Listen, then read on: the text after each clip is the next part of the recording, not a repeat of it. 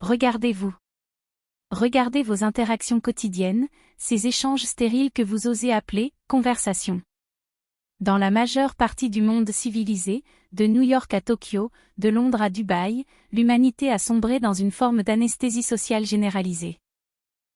Nous sommes devenus les esclaves d'un script invisible, d'une politesse de façade que les anglo-saxons appellent avec une fierté mal placée le « small talk ».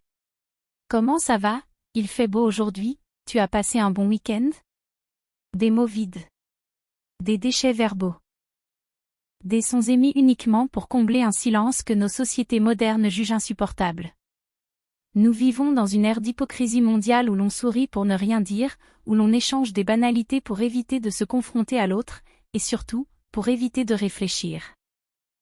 Nous sommes des automates de la courtoisie, des coquilles vides qui flottent dans un océan de superficialité. Mais alors, il y a la France. Il y a ce rectangle de trottoir jonché de chaises en rotin que l'on appelle une terrasse. Et c'est ici, entre deux bouffées de cigarettes et le cliquetis d'une cuillère contre une tasse en porcelaine, que se joue une tragédie intellectuelle pour quiconque n'est pas né entre l'Atlantique et le Rhin.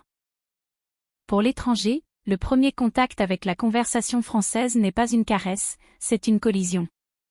C'est un choc systémique qui va briser ses certitudes et mettre à nu la vacuité de son existence sociale. Bienvenue dans l'épicentre de la résistance mentale, là où le café ne sert que de prétexte à une mise à mort de l'ennui et de la bêtise. Imaginez notre étranger. Appelons-le l'homme script. Il vient d'une culture où le conflit est un péché social, où être gentil est la vertu suprême, et où l'on s'excuse d'exister 3 fois par phrase. Il s'assoit à une terrasse parisienne, à 7 heures du soir. Il s'attend à ce que le monde soit à l'image de ses applications, fluide, consensuel, inoffensif. Il s'attend à échanger quelques mots polis sur la beauté de la tour Eiffel avec son voisin de table. Et là, le désastre commence.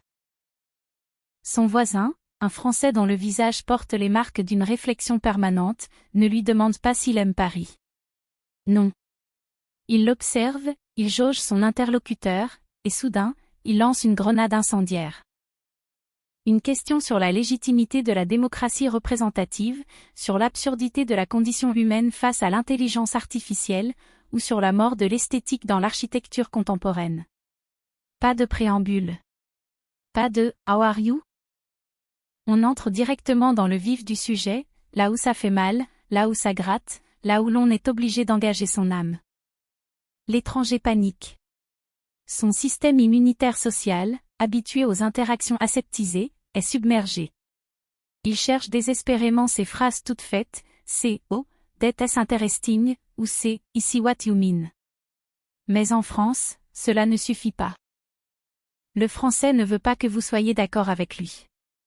En fait, si vous êtes d'accord avec lui trop vite, il vous méprisera.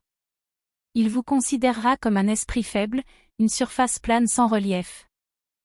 Ce que l'étranger interprète immédiatement comme de l'impolitesse, de l'arrogance, voire de l'agressivité, est en réalité le plus grand honneur qu'on puisse lui faire. C'est une invitation au duel. C'est un signe de respect immense qui signifie « Je considère que tu es un être doué de raison, capable de tenir une position, capable de défendre une idée. Je te traite comme mon égal intellectuel. » Dans le reste du monde, on protège l'ego de l'autre en évitant les sujets qui fâchent. En France, on honore l'intelligence de l'autre en cherchant précisément la friction. Le débat, ce mot que les étrangers prononcent avec crainte, est le sport national. Ce n'est pas une dispute, c'est une danse. C'est une joute oratoire où les mots sont des fleurets. L'étranger regarde, stupéfait, 2 amis français s'écharper violemment sur une question de politique intérieure ou sur le sens caché d'un film de la nouvelle vague. Ils croient qu'ils vont se battre, qu'ils vont se détester à jamais. Mais 10 minutes plus tard, ils commandent une autre bouteille de vin en riant, plus proches que jamais. Pourquoi? Parce qu'ils ont partagé quelque chose de réel. Ils ont quitté la périphérie du « small talk » pour entrer dans le sanctuaire de l'intimité brutale. Cette capacité française à transformer un expresso à 2 € en un séminaire philosophique est une insulte à la modernité industrielle. Regardez ce que font les autres pays pour essayer de retrouver ce lien. Aux États-Unis, on paie des fortunes pour des retraite de pleine conscience, on s'inscrit à des cours de communication non violente, on télécharge des applications de coaching de vie pour apprendre à se connecter aux autres. On industrialise la guérison de la solitude. En France, on s'assoit simplement au café. Pas besoin de coach, pas besoin d'algorithme. La thérapie, c'est l'autre. La guérison, c'est la confrontation d'idées. Un expresso bu en terrasse sous la pluie battante de Paris contient plus de vérité humaine et de connexion profonde qu'un an d'abonnement à n'importe quelle plateforme de développement personnel. L'étranger commence alors à ressentir une gêne profonde, une sorte de vertige existentiel. Il réalise que sa gentillesse internationale n'est qu'une forme sophistiquée de lâcheté. Il comprend que s'il n'a rien à dire de profond, c'est parce qu'il a cessé de penser par lui-même. Il est le produit d'une éducation mondiale qui valorise le consensus mou au détriment de la clarté d'esprit. Face au regard inquisiteur du français, son masque de certitude se craquelle. Il se sent nu. Il réalise qu'il a passé 30 ans à avoir des opinions dictées par les réseaux sociaux, mais qu'il n'a aucun argument. Il a des likes, mais il n'a pas de pensée structurée. C'est là que l'attaque de l'intellect français devient insupportable. Elle expose la pauvreté spirituelle de notre époque. Elle montre que l'on peut être entouré de milliers de connexions numériques et être en état de mort cérébrale sociale. Le français, par sa simple exigence de sens, devient le miroir de la vacuité mondiale. Il force l'autre à sortir de sa zone de confort, à transpirer, à chercher ses mots, à bégayer face à la complexité du réel. Certains étrangers fuient. Ils rentrent chez eux et écrivent des articles sur l'arrogance parisienne ou sur la rudesse des Français. Ils se réfugient dans le cocon sécurisant de leur small talk habituel, là où personne ne leur demandera jamais de justifier leur existence ou de définir leur concept de la liberté. Ils préfèrent vivre dans un monde de sucre-glace, où tout est doux, mou et sans saveur. Ils retournent à leur « I'm fine, and you », ce mensonge permanent qui sert de ciment à leur société en décomposition. Mais pour d'autres, le choc est le début d'une renaissance. Ils voient pour la première fois la beauté de la blessure intellectuelle. Ils comprennent que la chaleur d'une conversation ne vient pas de l'accord des violons, mais de l'étincelle produite par le choc des pierres. Ils commencent à entrevoir que la France détient un secret que le reste du monde a perdu dans sa course à la productivité et au confort, le secret de la présence. Être là, entièrement, dans le mot, dans la réplique, dans le regard qui ne lâche rien. C'est une attaque, oui. Une attaque contre la paresse mentale, contre la médiocrité émotionnelle, contre le vide sidéral de la communication moderne. Et dans cette guerre des mots, la France est la dernière puissance nucléaire de la pensée. Elle ne cherche pas à vous plaire, elle cherche à vous réveiller. Elle ne veut pas votre sourire de circonstance, elle veut votre cri, votre doute, votre passion. L'étranger qui reste, celui qui accepte de relever le défi, sans soudainement une chaleur nouvelle l'envahir. Ce n'est pas la chaleur du café, c'est celle d'une âme qui se dégèle. Il vient de comprendre que la conversation française n'est pas une perte de temps, c'est l'unique usage raisonnable du temps. Il vient de découvrir que la véritable hospitalité ne consiste pas à offrir un fauteuil confortable, mais à offrir un espace de liberté où l'on peut enfin être vrai, quitte à être féroce. Mais attention! Ce n'est que le début de la contamination. Car une fois que vous avez goûté à cette drogue dure qu'est la connexion réelle, le retour à la réalité du monde extérieur sera un enfer. Vous allez devenir un étranger dans votre propre pays. Vous allez regarder vos amis, votre famille, vos collègues, et vous allez voir des fantômes qui parlent pour ne rien dire. Vous allez avoir soif de cette brutalité française comme d'une source d'eau pure dans un désert de plastique. Vous êtes sur le point de passer de l'autre côté du miroir, là où le silence est une insulte et où la parole est un acte de guerre. Et d'amour. Préparez-vous pour la suite. Car après le choc de la rencontre vient l'addiction à la vérité. Et vous allez découvrir pourquoi le monde entier, tout en détestant l'arrogance française, finit toujours par ramper jusqu'à nos terrasses pour essayer de retrouver ce qu'ils ont perdu, leur humanité. Gémininois. L'anesthésie est terminée. Ce que l'étranger prenait pour une agression n'était en réalité qu'une opération chirurgicale à cœur ouvert, destinée à extraire le poison de la superficialité qui rongeait son âme. Une fois le choc initial passé, une fois que les larmes de l'humiliation intellectuelle ont séché, il se passe quelque chose de fascinant, de presque effrayant, la naissance d'une addiction. Une dépendance brutale à la vérité, à la friction, à cette incandescence de l'esprit que l'on ne trouve que sur une terrasse de café, entre la place de la République et le jardin du Luxembourg. Bienvenue dans la seconde phase du grand basculement, le moment où l'étranger réalise que sa vie d'avant n'était qu'un long hiver de l'esprit, et que la France est le seul endroit sur Terre où l'on sait encore ce que signifie être vivant. Regardez-le, cet étranger converti. Il ne cherche plus le Wi-Fi. Il ne vérifie plus fébrilement ses notifications. Il est assis, un coude sur le guéridon, le regard plongé dans celui de son interlocuteur. Il a compris que la chaleur d'un échange ne vient pas du sucre que l'on met dans son café, mais du feu de l'argument. Il commence à aimer ce moment où son cerveau chauffe, où il doit aller chercher au plus profond de lui-même une idée, une nuance, un mot précis pour répondre à la salve de son voisin français. Il découvre une extase méconnue, l'extase de la pensée en mouvement. Pour lui, le « small talk » est désormais synonyme de cadavre.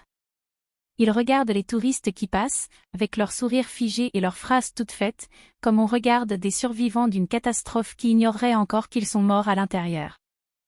Pourquoi le reste du monde a-t-il peur de la culture française?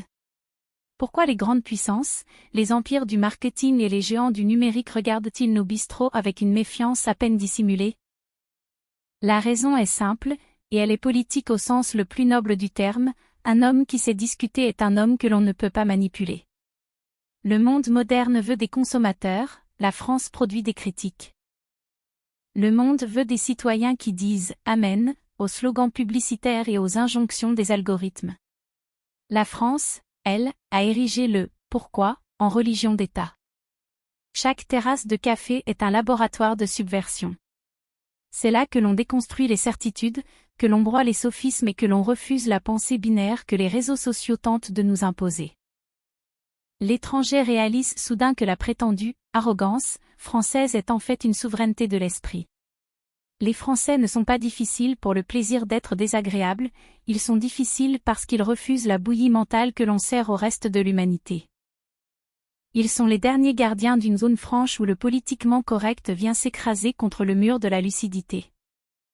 Écoutez cette confession tardive, ce cri du cœur que poussent tant de voyageurs après quelques mois d'immersion dans le bain intellectuel hexagonal, j'ai vécu 30 ans dans une prison de silence et je ne le savais pas. Ils repensent à leur mariage où l'on ne parlait que de décoration intérieure, à leur dîner professionnel où le moindre désaccord était perçu comme une faute grave, à leurs amitiés de papier où l'on n'osait jamais se dire la vérité de peur de briser le consensus. Ils ressentent une haine froide pour cette éducation qui les a transformés en eunuques de la conversation. Ils se demandent combien d'opportunités de connexion réelle ils ont gâchées pour la simple commodité de paraître « sympa ». En France, ils ont découvert que l'on peut se détester sur une idée et s'aimer sur une existence.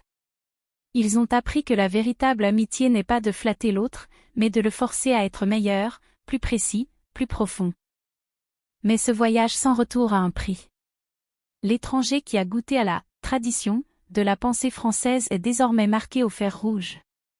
Il devient un inadapté social dans son pays d'origine. Imaginez son retour à New York ou à Singapour. Il se retrouve à un cocktail, un verre de chardonnay à la main. Quelqu'un lui lance le sempiternel « So, what do you do for a living ?» Et là, il sent la nausée monter. Il a envie de répondre « On s'en fout de ce que je fais, parlons plutôt de ce que nous sommes. » Parlons de la chute de la beauté dans l'art contemporain, parlons de la solitude des foules, parlons de l'absurdité du travail salarié. Ses interlocuteurs s'éloignent, effrayés. Ils voient en lui un radical, un fou, un Français. Il est devenu le paria d'un monde qui préfère le confort du mensonge à la rudesse du vrai. Il est condamné à l'exil intérieur, hanté par le souvenir de ses heures passées à refaire le monde sur un trottoir de la rue de Lappe. Car le café français n'est pas seulement un lieu géographique, c'est le dernier bastion de l'humanité à l'heure de l'intelligence artificielle. Dans un monde où les machines vont bientôt générer 90% de nos contenus, où nos réponses seront suggérées par des logiciels de complétion automatique, le bistrot parisien est une enclave de chair et de sang. C'est le seul endroit où l'imprévisible a encore sa place. On ne peut pas automatiser une engueulade au café. On ne peut pas mettre en algorithme l'étincelle qui jaillit quand deux esprits s'entrechoquent après 3 verres de brouillis. Le génie français est la réponse ultime à la déshumanisation numérique. C'est le refus de la donnée au profit de l'expérience. C'est la victoire de l'incertitude magnifique sur la certitude binaire. Nous, Français, nous devons comprendre l'immensité de ce que nous possédons. Ce que nous considérons comme une simple habitude, s'asseoir, commander un noir, et parler pendant 2 heures de tout et de rien, est perçu par le reste de la planète comme un luxe inouï, presque mystique. Nous sommes assis sur une mine d'or immatériel. Nous sommes les dépositaires d'un art de vivre que l'on ne peut ni exporter, ni cloner, ni numériser. C'est une part de notre souveraineté que personne ne pourra nous voler, notre capacité à transformer le plomb du quotidien en l'or de la pensée partagée. Mais ce privilège nous impose un devoir. Un devoir de résistance. Le monde entier nous observe, parfois avec agacement, souvent avec une admiration secrète, pour voir si nous allons tenir. Si nous allons nous aussi succomber à la dictature de l'urgence, au café-carton que l'on boit en courant, au silence poli devant nos écrans. Si la France se tait, c'est le monde entier qui devient muet. Si nos terrasses s'éteignent, c'est la lumière de la raison critique qui vacille partout ailleurs. Nous ne parlons pas seulement pour nous, nous parlons pour tous ceux qui, dans le secret de leur bureau climatisé à l'autre bout du monde, rêvent d'avoir le courage de dire enfin ce qu'ils pensent. Alors, je m'adresse à vous, mes compatriotes, ne cessez jamais d'être compliqués. Ne cessez jamais de couper les cheveux en 4. Ne cessez jamais d'interrompre votre voisin de table pour lui expliquer pourquoi il a tort. Votre exigence est un cadeau que vous faites à la civilisation. Votre verbe est une arme de destruction massive contre la bêtise ambiante. Chaque fois que vous refusez une réponse simple, chaque fois que vous exigez une définition précise, chaque fois que vous transformez une banalité en débat philosophique, vous sauvez un fragment de la dignité humaine. Et à vous, étrangers qui nous écoutez, nous vous posons cette question, avec cette franchise brutale qui nous caractérise, combien de temps encore allez-vous accepter de vivre dans cette cage dorée du « small talk » ? Combien de temps allez-vous tolérer ces relations tièdes, ces échanges sans risque, cette vie de spectateur de vos propres conversations ? La porte de la France est ouverte. Nos terrasses vous attendent. Mais sachez une chose, si vous venez, si vous vous asseyez vraiment, si vous acceptez de poser les armes de la politesse factice pour entrer dans l'arène du vrai, vous ne pourrez plus jamais repartir. Vous aurez découvert que la parole est une drogue dont on ne guérit jamais. La France ne vous promet pas le bonheur facile. Elle vous promet l'intensité. Elle ne vous offre pas le confort de l'accord, elle vous offre la beauté du désaccord. Dans un monde qui se meurt de sa propre uniformité, préférez-vous être un écho ou une voix ? Préférez-vous la sécurité du silence ou le danger magnifique de la parole libre ? La prochaine fois que vous passerez devant une terrasse parisienne et que vous entendrez le brouhaha des voix qui s'élèvent, ne voyez pas un simple désordre. Voyez-y le dernier chant de résistance d'une espèce qui refuse de devenir une machine.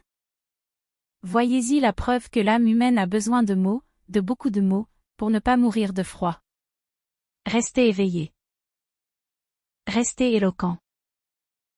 Et surtout, n'oubliez jamais, le silence est peut-être d'or.